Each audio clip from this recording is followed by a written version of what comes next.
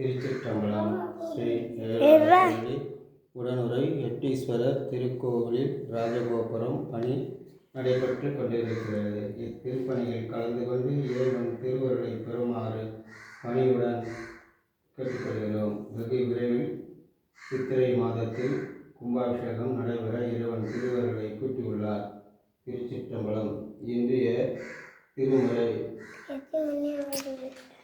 வேண்டேன் புகழ் வேண்டேன், செல்வம் வேண்டேன், மண்ணும் விண்ணும் வேண்டேன், பிறப்பு இறப்பும் சிவம் வேண்டார் தமையாலும் நீந்தேன் சென்று சேர்ந்தேன் மண்ணும் திருப்பெருந்துரை இறைதான் பூண்டேன் புறம் போகேன் இனி புறம் போக ஒட்டேனே புறம் போகல் ஒட்டேனே.